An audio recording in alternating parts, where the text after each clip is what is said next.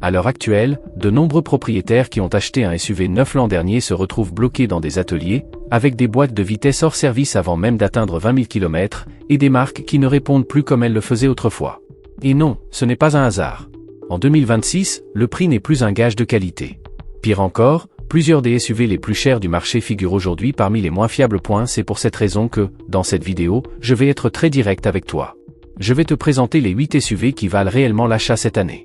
Ceux qui fonctionnent sans drame, ceux qui ne passent pas leur vie au garage et ceux qui ne vident pas ton compte bancaire mois après mois.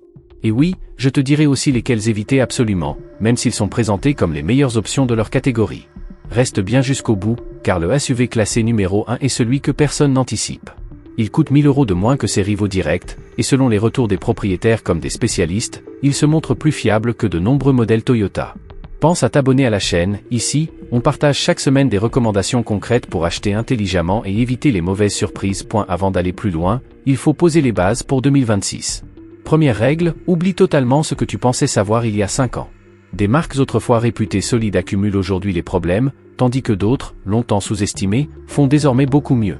Deuxième règle, les SUV hybrides ne sont plus synonymes de coûts élevés à l'entretien.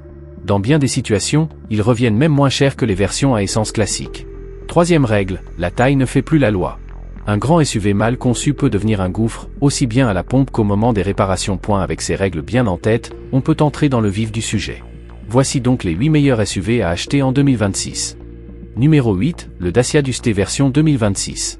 Son tarif se situe entre 20 500 € et 28 000 € selon la configuration. Et oui, je sais exactement ce que tu te dis. Dacia, vraiment? Justement, écoute bien. Cette troisième génération du Duster fait partie des SUV les plus fiables disponibles aujourd'hui sur le marché européen. Les chiffres issus des ateliers sont sans appel, à peine 3 incidents mécaniques pour 100 véhicules sur les 2 premières années d'utilisation. C'est un résultat que plusieurs modèles BMW ou Audi actuels n'atteignent même pas, aussi inconfortable que cela puisse être pour certains de l'admettre. Sous le capot, on retrouve le moteur 1,2 T semi hybride développant 130 chevaux, associé au choix à une boîte manuelle ou automatique. Et c'est précisément là que se cache la force de ce modèle. Une mécanique volontairement simple, moins de capteurs superflus, une électronique réduite à l'essentiel, donc beaucoup moins de risques de panne coûteuse. Ce bloc est présent sur le marché depuis 2019 sans évolution majeure, ce qui signifie que ses éventuels défauts sont déjà connus et largement maîtrisés. Ce n'est pas un pari hasardeux, c'est une valeur éprouvée. Sur le plan financier, le Duster met une vraie claque à plusieurs concurrents. Il peut coûter jusqu'à 14 000 € de moins qu'un Mazda CX-5 vendu en France. Les pièces détachées restent accessibles. Un remplacement de plaquettes de frein peut tourner autour de 50 €, parfois même moins selon la région. À cela s'ajoute une garantie pouvant aller jusqu'à 7 ans, à condition de respecter l'entretien dans le réseau officiel. Bien sûr, tout n'est pas parfait. L'habitacle est plus sobre, les plastiques sont rigides et l'isolation phonique sur autoroute pourrait être meilleure. La valeur de revente n'atteint pas celle des marques dites premium, mais il faut aussi rappeler que le prix d'achat n'a rien de premium. Ce SUV s'adresse à ceux qui réfléchissent avant d'acheter, aux familles qui enchaînent les kilomètres, à ceux qui privilégient la fiabilité réelle au prestige affiché, et surtout à ceux qui préfèrent conduire sereinement plutôt que passer leur temps au garage. Numéro 7, le Mazda CX-60 Ski-Active, proposé en France à un tarif compris entre 40 000 € et 50 000 € selon les versions. Et ici, Mazda a pris une direction que très peu de constructeurs osent encore suivre. Développement interne complet, aucune mécanique empruntée ailleurs et près de 5 années de mise au point avant la commercialisation. Ce choix se ressent immédiatement à l'usage. Les données de fiabilité issues du terrain parlent d'elles-mêmes, environ 3,1 défaillances pour 100 véhicules.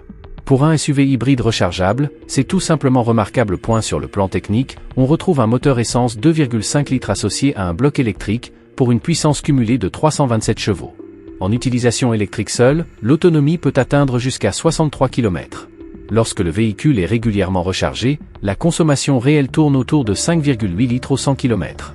Même sans jamais le brancher, elle reste proche de 7,2 litres, ce qui demeure très correct au vu du gabarit et des performances.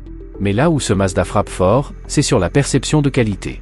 L'habitacle respire le haut de gamme authentique, cuir Nappa, assemblage sérieux, matériaux solides, sans artifice pour masquer des économies. On est clairement dans l'univers d'un SUV à 40 000 €, et ça se sent à chaque trajet. Évidemment, tout n'est pas irréprochable. L'espace à l'arrière peut se révéler un peu juste pour des adultes de grande taille, et le coffre souffre de l'intégration de la batterie. On dispose d'environ 570 litres, là où certains concurrents dépassent les 700 litres. Le réseau de concessions est également plus restreint que celui de Toyota ou de Volkswagen, même s'il reste fiable et cohérent. Ce CX-60 s'adresse avant tout à ceux qui recherchent une vraie qualité japonaise, un design élégant et discret, une durabilité pensée sur le long terme, et qui n'ont pas besoin d'avoir le SUV le plus imposant du quartier pour se sentir bien au volant. Numéro 6, le Toyota RAV4 hybride millésime 2026. En France, son prix se situe entre 32 000 € et 44 000 €, selon les finitions. On parle ici d'un modèle devenu une référence, et qui reste en 2026 une valeur extrêmement sûre. Sa force repose sur une base mécanique archi-connue et éprouvée. Sous le capot, on retrouve le bloc hybride 2,5 litres, développant 222 chevaux, avec transmission intégrale intelligente et la technologie hybride Toyota de 4e génération, fruit de plus de 15 ans d'expérience concrète sur route, pas de simples essais en laboratoire. Le chiffre qui résume tout mérite qu'on s'y arrête.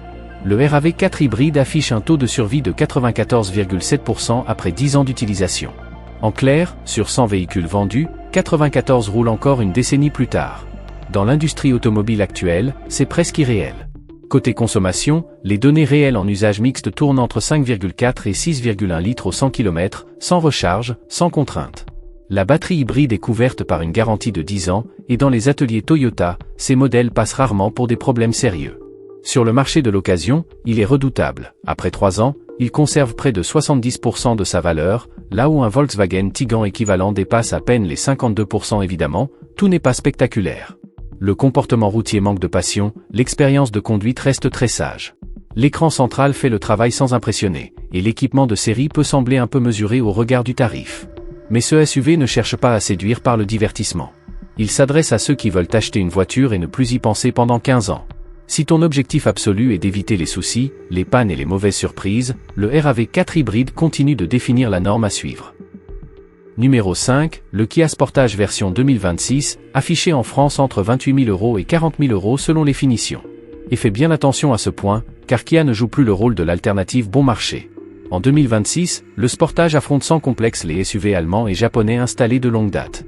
Souviens-toi de la règle principale, oublie complètement ce que tu croyais vrai il y a 5 ans. Cette génération du Sportage a marqué un vrai tournant, et les chiffres de vente le prouvent sans détour. Sous le capot, on trouve une motorisation hybride soigneusement mise au point. Un moteur essence 1,6 turbo associé à un bloc électrique, pour une puissance cumulée de 230 chevaux, le tout relié à une boîte automatique à double embrayage.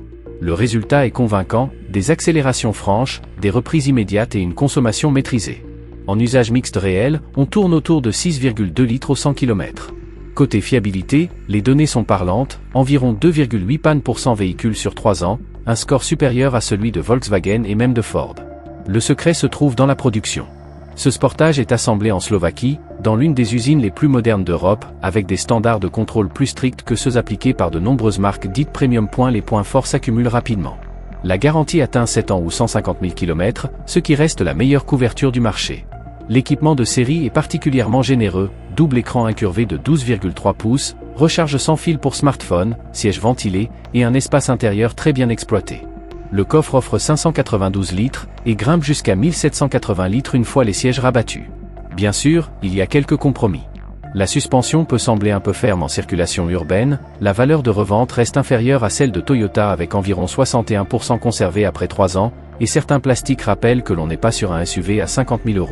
Ce Sportage s'adresse à ceux qui veulent une allure haut de gamme sans en payer le tarif, à ceux qui recherchent un SUV moderne, valorisant, bien équipé, et surtout accompagné de cette année de sérénité au quotidien. Numéro 4, le Škoda Kodiaq millésime 2026, affiché en France entre 35 000 € et 48 000 € selon les versions. Sans détour, c'est l'un des SUV 7 places les plus rationnels et les mieux pensés du marché actuel. Sous le capot, on retrouve un moteur 2 litres turbo développant 204 chevaux, associé à une transmission intégrale. Rien d'exotique, rien de risqué, uniquement une base technique éprouvée et maîtrisée. Et voici le point que beaucoup préfèrent passer sous silence. Le Kodiaq partage près de 80% de ses composants avec le Volkswagen Tiguan Allspace vendu en Europe. Même plateforme MQB, même moteur, même boîte de vitesse, mais avec un écart de prix pouvant atteindre 8 000 € en faveur du Škoda. En matière de fiabilité, on se situe autour de 4,1 pannes pour 100 véhicules, ce qui correspond à la moyenne du segment. La vraie différence se fait ailleurs, les coûts d'entretien restent contenus. Les pièces sont communes à l'ensemble du groupe Volkswagen et les mécaniciens connaissent parfaitement cette mécanique, ce qui limite les mauvaises surprises à long terme. Les points forts sont nombreux et très concrets. On parle ici de 7 vraies places, avec une 3e rangée utilisable, même pour des adultes sur des trajets courts sans inconfort excessif.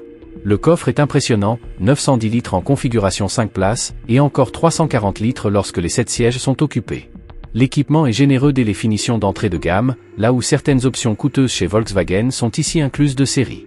Le réseau d'entretien est vaste, et n'importe quel atelier du groupe peut prendre le véhicule en charge sans difficulté. En contrepartie, la consommation en ville grimpe autour de 8,5 litres au 100 km en conditions réelles, le design reste très sage et l'insonorisation des versions diesel pourrait être plus aboutie. Ce SUV s'adresse avant tout aux familles nombreuses qui ont besoin d'espace réel, pas d'un simple argument marketing. Si tu recherches une ingénierie allemande solide sans payer le supplément lié au badge Volkswagen, le Kodiaq représente un choix réfléchi, pragmatique et particulièrement cohérent pour 2026.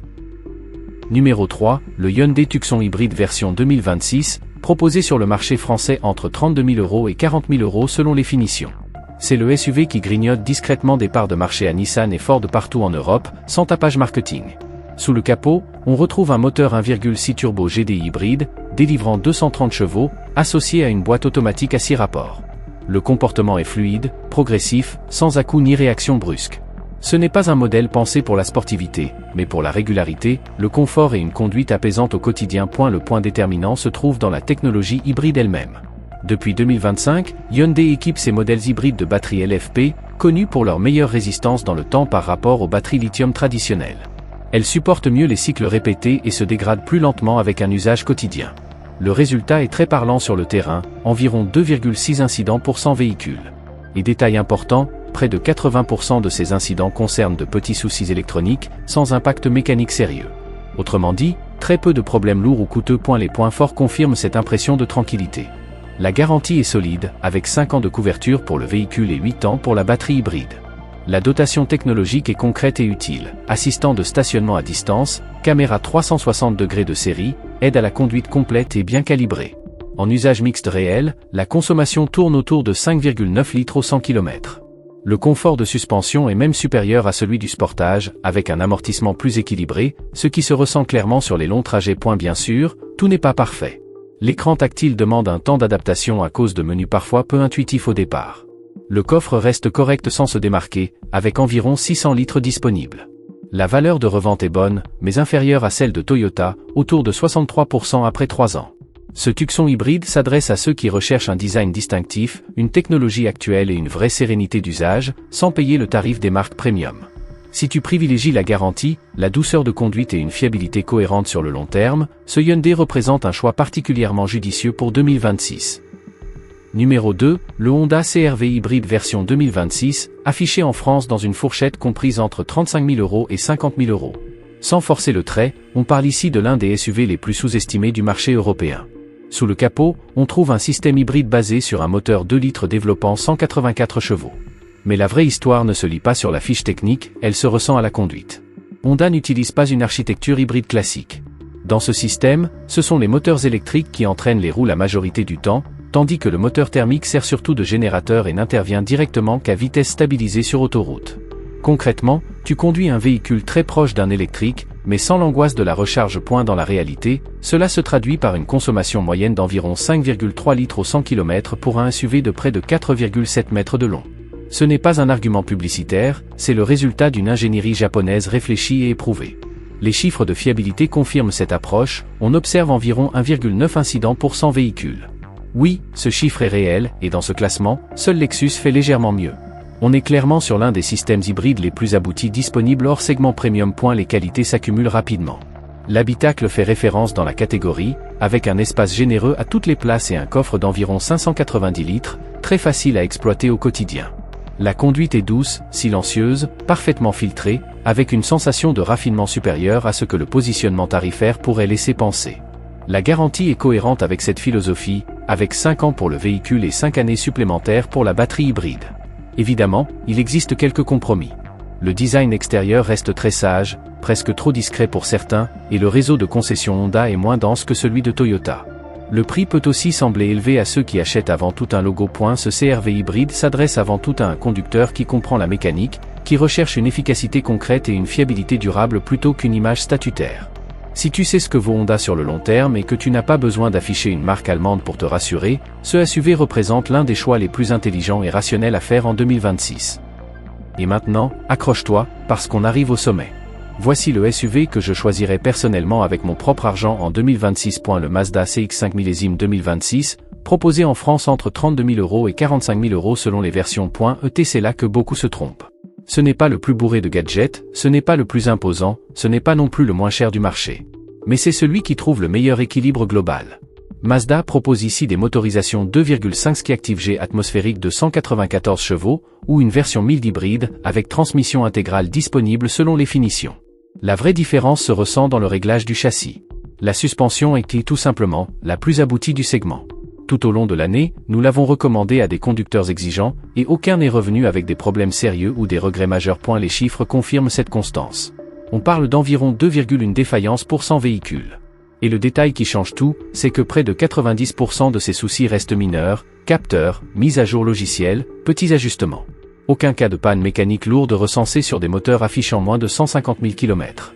À l'usage, le plaisir de conduite est réel. Ce SUV se conduit comme une berline bien posée sur la route, pas comme un bloc au perché.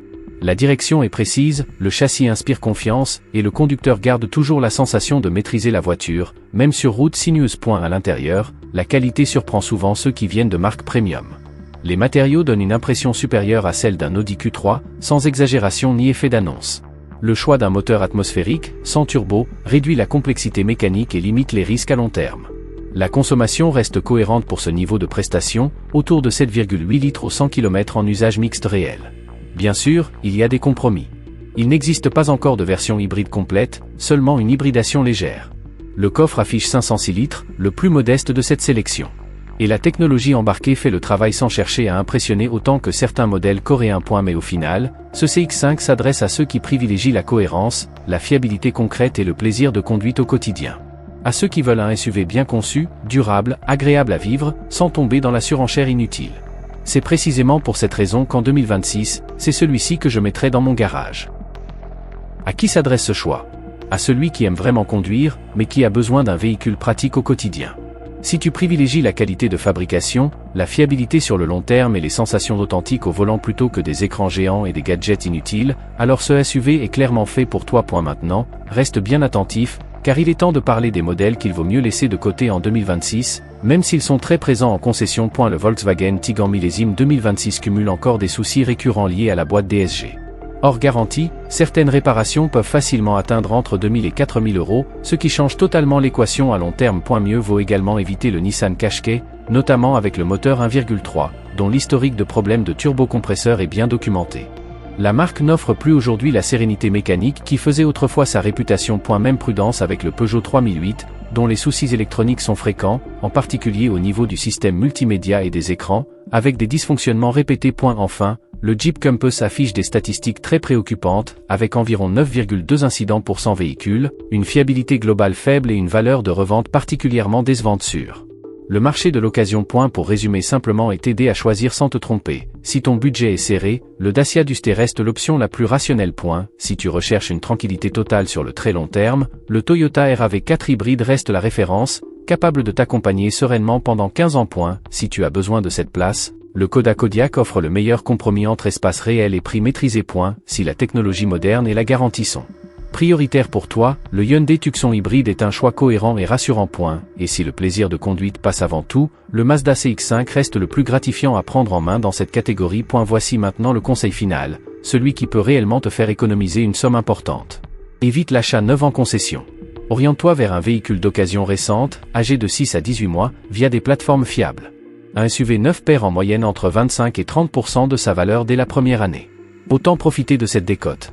Avec un modèle d'1 an, tu conserves encore plusieurs années de garantie constructeur. Pour te donner un exemple concret, j'ai acheté mon Mazda CX-5 avec 14 mois et 18 000 km au compteur. Je l'ai payé 27 000 €, alors qu'il en coûtait 39 900. Résultat, une économie de 12 000 €, pour un véhicule qui fonctionne et se ressent comme s'il sortait de l'usine. Partage ces informations avec tes proches et tes groupes d'amis pour les aider à faire un choix intelligent cette année. Et si tu t'intéresses aussi au pick-up, j'ai préparé une autre vidéo avec les modèles les plus recommandés pour 2026. Clique dessus et découvre-les en détail.